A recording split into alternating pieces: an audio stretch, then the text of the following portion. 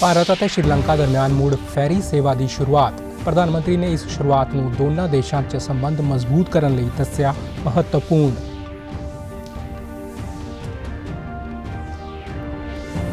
ਕੇਂਦਰੀ ਪੈਟਰੋਲੀਅਮ ਤੇ ਕੁਦਰਤੀ ਗੈਸ ਮੰਤਰੀ ਨੇ ਕਿਹਾ ਕਿ ਗਲੋਬਲ ਅਸਥਿਰਤਾ ਦੇ ਬਾਵਜੂਦ ਭਾਰਤ ਵਿੱਚ ਪਿਛਲੇ 2 ਵਰ੍ਹਿਆਂ 'ਚ ਬਾਲਣ ਦੀਆਂ ਕੀਮਤਾਂ ਵਿੱਚ ਆਈ ਲਗਾਤਾਰ ਕਮੀ।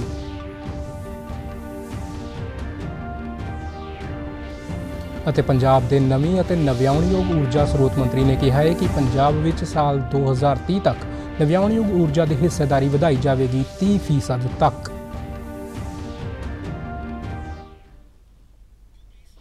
ਨਮਸਕਾਰ, ਖਬਰਾਂ ਦੇ ਇਸ ਬੁਲੇਟਿਨ ਵਿੱਚ ਤੁਹਾਡਾ ਸਵਾਗਤ ਹੈ। ਮੈਂ ਹਾਂ ਚੰਦਨ ਸ਼ਰਮਾ ਤੇ ਹੁਣ ਖਬਰਾਂ ਵਿਸਥਾਰ ਨਾਲ।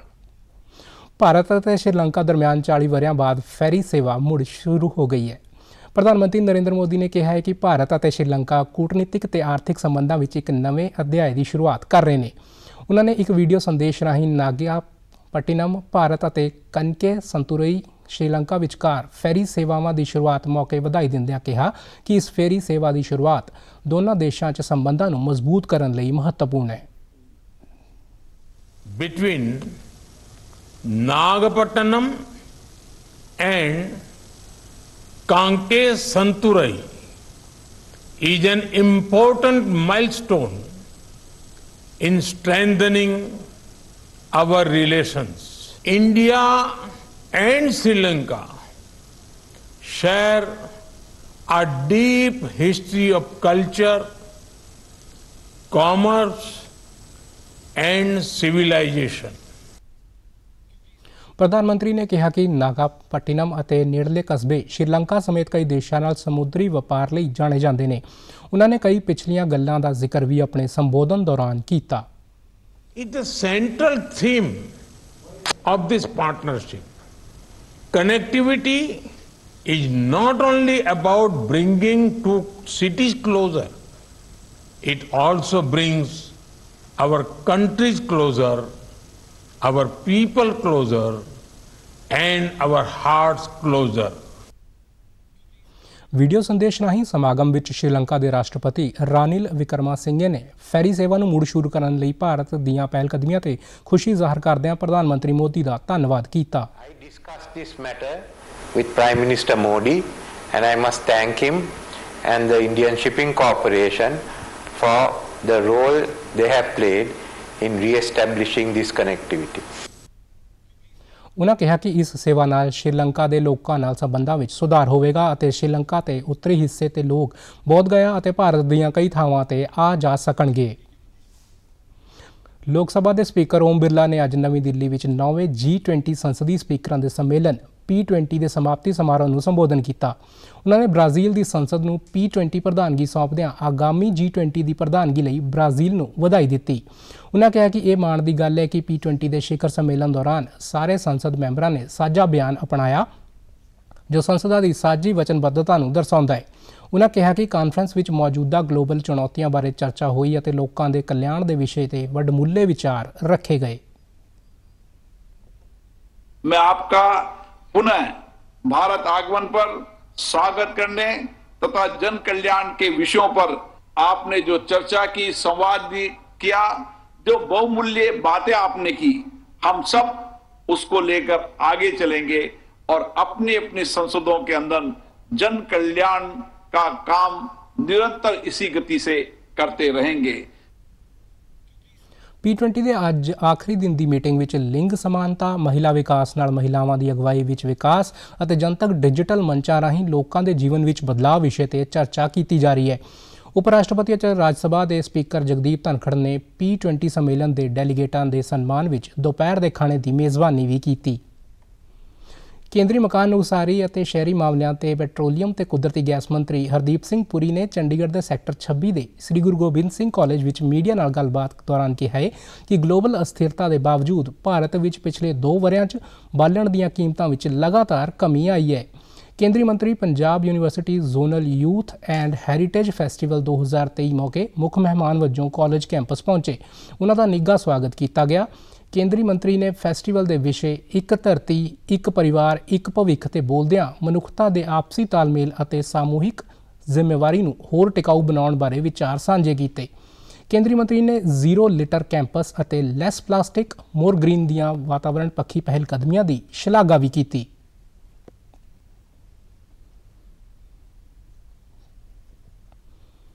एक सरकारी योजना जब एक जन आंदोलन बन जाए, then it is gone, consciousness gone. So some places are doing better than other. But Chandigarh is all right. But कहाँ पे आता है, नहीं आता, उसमें तो बड़ा एक साइंटिफिक तरीका है। अगर आप में मान लीजिए स्वच्छता सर्वेक्षण में, I don't know what the latest is, एक certain percentage is set out for citizen feedback, certain percentage set back होता है, उसका कैलकुलेशन में how can I comment, और कौन सा हर साल चेंज भी होता रहता है। Some cities go up, some cities come down. Chandigarh is doing well. ਉਹਨਾਂ ਨੇ ਸਵੱਛ ਭਾਰਤ ਸੰਬੰਧੀ ਸਾਂਝੀ ਜ਼ਿੰਮੇਵਾਰੀ, ਏਕਤਾ ਦੀ ਭਾਵਨਾ ਦੀ ਮਹੱਤਤਾ ਤੇ ਜ਼ੋਰ ਦਿੱਤਾ। ਉਹਨਾਂ ਨੇ ਮੱਧ ਪੂਰਬ ਵਿੱਚ ਅੱਤਵਾਦੀ ਘਟਨਾਵਾਂ ਦੀ ਸਖਤ ਨਿੰਦਾ ਕਰਦਿਆਂ ਕਿਹਾ ਹੈ ਕਿ ਭਾਰਤ ਵਿਸ਼ਵ ਸ਼ਾਂਤੀ, ਸੁਰੱਖਿਆ ਅਤੇ ਸਥਿਰਤਾ ਲਈ ਮਜ਼ਬੂਤੀ ਨਾਲ ਵਚਨਬੱਧ ਹੈ। ਕੇਂਦਰੀ ਮੰਤਰੀ ਨੇ ਕਿਹਾ ਕਿ ਸਵੱਛ ਭਾਰਤ ਵਰਗੀਆਂ ਪਹਿਲਕਦਮੀਆਂ ਜਨ ਅੰਦੋਲਨ ਬਣ ਕੇ ਪੂਰੀ ਸਫਲਤਾ ਹਾਸਲ ਕਰ ਸਕਦੀਆਂ ਨੇ ਅਤੇ ਨੌਜਵਾਨ ਦੇਸ਼ ਦੇ ਵਿਕਾਸ ਦੇ ਨਾਲ-ਨਾਲ ਆਰਥਿਕਤਾ ਨੂੰ ਉੱਚਾ ਚੁੱਕਣ ਵਿੱਚ ਅਹਿਮ ਯੋਗਦਾਨ ਦੇ ਸਕਦੇ ਨੇ। ਹਰਿਆਣਾ ਦੇ 50 ਤੋਂ ਵੱਧ ਪ੍ਰਗਤੀਸ਼ੀਲ ਕਿਸਾਨਾਂ ਨੇ ਦਿੱਲੀ ਦੇ ਸੰਸਦ ਭਵਨ ਵਿੱਚ ਉਪ ਰਾਸ਼ਟਰਪਤੀ ਜਗਦੀਪ ਧਨਖੜ ਦੇ ਨਾਲ ਮੁਲਾਕਾਤ ਕੀਤੀ। ਇਸ ਮੁਲਾਕਾਤ ਮੌਕੇ ਹਰਿਆਣਾ ਬੀਜੇਪੀ ਦੇ ਪ੍ਰਭਾਵੀ ਵਿਵਲ ਦੇਵ ਅਤੇ ਸੂਬੇ ਦੇ ਖੇਤੀਬਾੜੀ ਮੰਤਰੀ ਜੇਪੀ ਦਲਾਲ ਵੀ ਮੌਜੂਦ ਰਹੇ। ਉਪ ਰਾਸ਼ਟਰਪਤੀ ਨੇ 8 ਅਕਤੂਬਰ ਨੂੰ ਹਿਸਾਰ ਵਿੱਚ ਕਰਵਾਏ ਖੇਤੀ ਵਿਕਾਸ ਮੇਲੇ ਦੀ ਸ਼ੁਰੂਆਤ ਮੌਕੇ ਪ੍ਰਗਤੀਸ਼ੀਲ ਕਿਸਾਨਾਂ ਨੂੰ ਦਿੱਲੀ ਆਉਣ ਦਾ ਸੱਦਾ ਦਿੱਤਾ ਸੀ।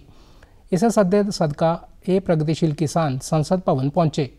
ਉਹਨਾਂ ਨੇ ਸੰਸਦ ਭਵਨ ਨੂੰ ਵੀ ਦੇਖਿਆ ਅਤੇ ਉਪ ਰਾਸ਼ਟਰਪਤੀ ਨਾਲ ਗੱਲਬਾਤ ਕੀਤੀ। ਉਹਨਾਂ ਨੂੰ ਸ਼ਾਲ ਵੀ ਭੇਟ ਕੀਤੀ। ਉਪ ਰਾਸ਼ਟਰਪਤੀ ਨੇ ਇਹਨਾਂ ਪ੍ਰਗਤੀਸ਼ੀਲ ਕਿਸਾਨਾਂ ਦੇ ਵਫਦ ਦੇ ਨਾਲ ਦੁਪਹਿਰ ਦਾ ਭੋਜਨ ਵੀ ਖਾਧਾ। ਕਿਸਾਨਾਂ ਨਾਲ ਗੱਲਬਾਤ ਦੌਰਾਨ ਉਪ ਰਾਸ਼ਟਰਪਤੀ ਨੇ ਕਿਹਾ ਕਿ ਕਿਸਾਨ ਹੋਣਾ ਮਾਣ ਦੀ ਗੱਲ ਹੈ। ਖੇਤੀ ਉਤਪਾਦਾਂ ਅਤੇ ਖਾਣ ਪੀਣ ਵਾਲੀਆਂ ਵਸਤਾਂ ਦਾ ਵੱਡਾ ਵਪਾਰ ਹੈ। ਅੱਜ IIT ਤੋਂ ਪੜ੍ਹੇ ਹੋਏ ਨੌਜਵਾਨ ਵੀ ਇਸ ਵਪਾਰ ਵਿੱਚ ਆ ਰਹੇ ਨੇ। ਨਾਲ ਹੀ ਉਹਨਾਂ ਨੇ ਕਿਸਾਨਾਂ ਨੂੰ ਵਪਾਰ ਖੇਤਰ ਵਿੱਚ ਅੱਗੇ ਆਉਣ ਲਈ ਆਖਿਆ। सभापति और अध्यक्ष G20 वाले अपने देश में हैं। आप पार्लियामेंट में उस दिन आए हो जो एक ऐतिहासिक दिवस है। यह दुनिया की सबसे बड़ी पंचायत है।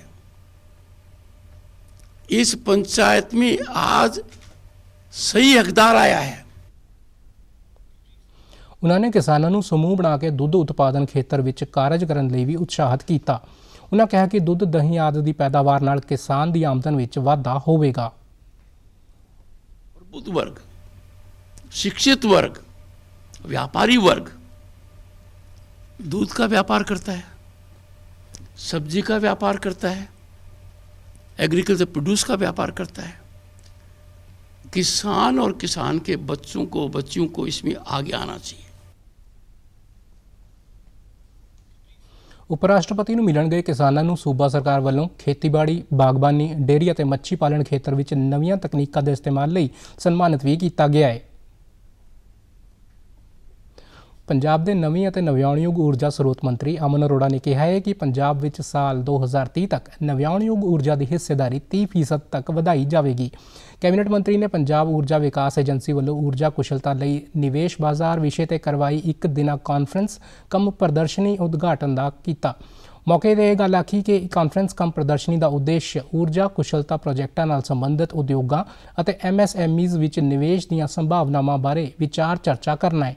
ਮੰਤਰੀ ਨੇ ਕਿਹਾ ਕਿ ਪੰਜਾਬ ਵਿਜ਼ਨ ਡਾਕੂਮੈਂਟ 2030 ਰਣਨੀਤੀ ਤੱਕ ਨਾ ਸਿਰਫ ਊਰਜਾ ਪੈਦਾ ਕਰਨ ਵੱਲ ਧਿਆਨ ਦਿੱਤਾ ਜਾ ਰਿਹਾ ਹੈ, ਸਗੋਂ ਵੱਖ-ਵੱਖ ਖੇਤਰਾਂ ਵਿੱਚ ਊਰਜਾ ਦੀ ਮੰਗ ਸੰਬੰਧੀ ਢੁਕਵੇਂ ਕਦਮ ਚੁੱਕਣ ਤੇ ਵੀ ਧਿਆਨ ਕੇਂਦਰਿਤ ਕੀਤਾ ਜਾ ਰਿਹਾ ਹੈ।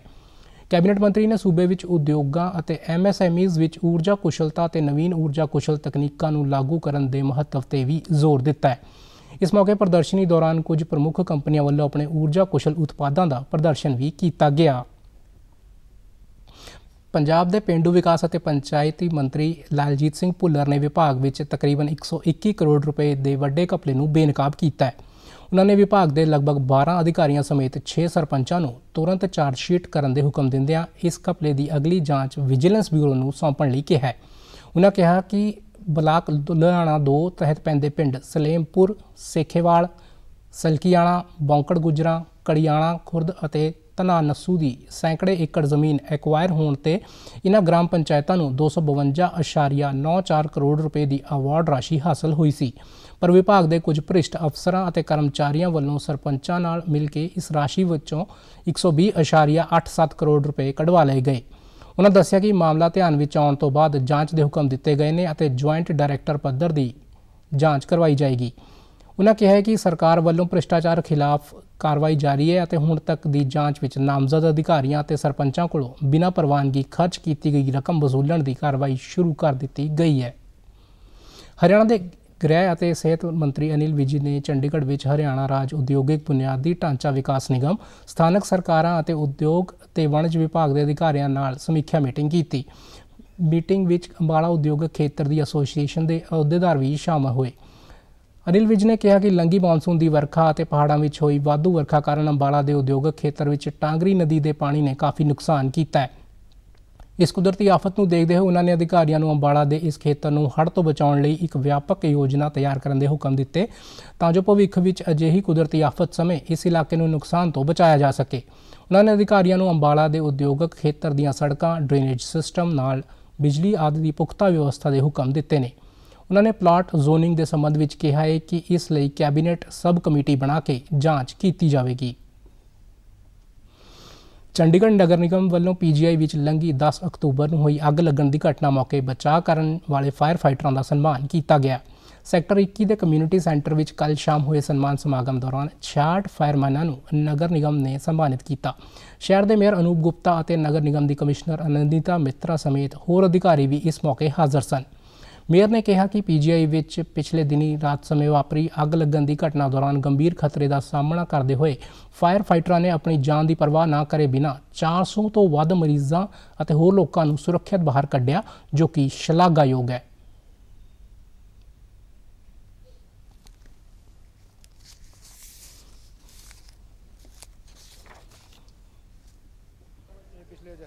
देखने को मिला कि पिछले शहर में पिछले 2 महीने में 3-4 जगह आग लगी और अभी सबसे बड़ा फिलहाल पीजीआई में एक भयंकर आग लगी, काफ़ी बड़ी। तो जिस तरह हमारे फायर कर्मचारियों ने उसको अपनी जान पर खेल के बिना किसी कैजुअलिटी के उसको काबू पाया, ये इसमें काबिल तारीफ़ था। और इसी को प्रोत्साहन करने के लिए हमने आज इन सबको एक अवार्ड सेरेमनी के तौर पर प्रोत्साहन पत्र दिया। ਉਹਨਾਂ ਕਿਹਾ ਕਿ ਫਾਇਰ ਫਾਈਟਰਾਂ ਨੇ ਅੱਗ ਤੇ ਕਾਬੂ ਪਾਉਣ ਤੋਂ ਇਲਾਵਾ ਕੀਮਤੀ ਡਾਕਟਰੀ ਸਾਜ਼ੋ ਸਾਮਾਨ ਦੀ ਸੁਰੱਖਿਆ ਨੂੰ ਵੀ ਯਕੀਨੀ ਬਣਾਇਆ ਹੈ।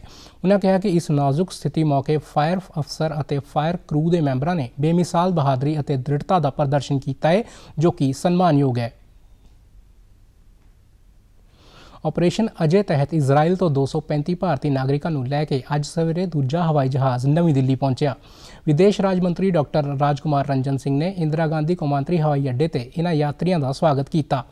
ਇੱਕ ਟਵੀਟ ਵਿੱਚ ਉਹਨਾਂ ਕਿਹਾ ਹੈ ਕਿ ਭਾਰਤ ਪਰਤੇ ਸਾਰੇ ਯਾਤਰੀਆਂ ਨੇ ਕੇਂਦਰ ਸਰਕਾਰ ਅਤੇ ਵਿਦੇਸ਼ ਮੰਤਰਾਲੇ ਦੀਆਂ ਕੋਸ਼ਿਸ਼ਾਂ ਦੀ ਸ਼ਲਾਘਾ ਕੀਤੀ ਹੈ।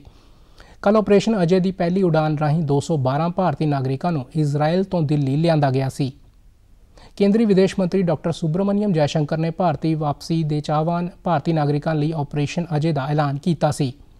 ਇਹ ਫੈਸਲਾ ਇਜ਼ਰਾਈਲ ਅਤੇ ਫਿਲਿਸਤੀਨ ਅੱਤਵਾਦੀ ਗੁੱਟ ਹਾਮਸ ਵਿੱਚ ਜਾਰੀ ਜੰਗ ਨੂੰ ਦੇਖਦੇ ਹੋਏ ਲਿਆ ਗਿਆ ਹੈ। ਤੇ ਹੁਣ ਖਬਰਾਂ ਫਟਾਫਟ। ਪ੍ਰਧਾਨ ਮੰਤਰੀ ਅੱਜ ਮੁੰਬਈ ਵਿੱਚ 141ਵੇਂ ਕੌਮਾਂਤਰੀ ਓਲੰਪਿਕ ਸਮਿਤੀ 70 ਦੀ ਕਰਨਗੇ ਸ਼ੁਰੂਆਤ। ਪ੍ਰਧਾਨ ਮੰਤਰੀ ਨੇ ਮੇਲਿਆਂ ਦੇ ਮੌਕੇ ਲੋਕਾਂ ਨੂੰ ਅੱਜ ਵਧਾਈ ਦਿੰਦਿਆਂ ਦੇਵੀ ਦੁਰਗਾ ਅਤੇ ਲੋਕਾਂ ਦੀ ਸ਼ਕਤੀ, ਵਿਵੇਕ ਅਤੇ ਖੁਸ਼ਹਾਲੀ ਦੀ ਕੀਮਤੀ ਕਾਮਨਾ। ਪੰਜਾਬ ਦੇ ਮੁੱਖ ਮੰਤਰੀ ਨੇ ਜਵਾਨ ਅੰਮ੍ਰਿਤਪਾਲ ਸਿੰਘ ਦੀ ਸ਼ਹਾਦਤ ਤੇ ਦੁੱਖ ਕੀਤਾ ਪ੍ਰਗਟਾਵਾ। ਕਿਹਾ ਸੂਬਾ ਸਰਕਾਰ ਨੀਤੀ ਤਹਿਤ ਦੇਵੇਗੀ ਪੀੜਤ ਪਰਿਵਾਰ ਨੂੰ ਵਿੱਤੀ ਇਮਦਾਦ। ਭਾਰਤ ਅਤੇ ਪਾਕਿਸਤਾਨ ਦੀਆਂ ਟੀਮਾਂ ਵਿਚਕਾਰ ਅੱਜ ਅਹਿਮਦਾਬਾਦ ਵਿੱਚ ਹੋ ਰਿਹਾ ਹੈ ICC ਵਰਲਡ ਕੱਪ ਕ੍ਰਿਕਟ ਮੁਕਾਬਲਾ। ਅਤੇ ਤੁਸੀਂ ਸਾਡੇ ਸਮਾਚਾਰ YouTube channel DD news Chandigarh, Facebook DD news Chandigarh ਅਤੇ Twitter handle DD news CHD ਤੇ ਵੀ ਦੇਖ ਸਕਦੇ ਹੋ। ਇਸ ਦੇ ਨਾਲ ਹੀ ਖਬਰਾਂ ਦਾ ਬੁਲੇਟਿਨ ਖਤਮ ਹੁੰਦਾ ਹੈ। ਆਗਿਆ ਦਿਓ। ਨਮਸਕਾਰ।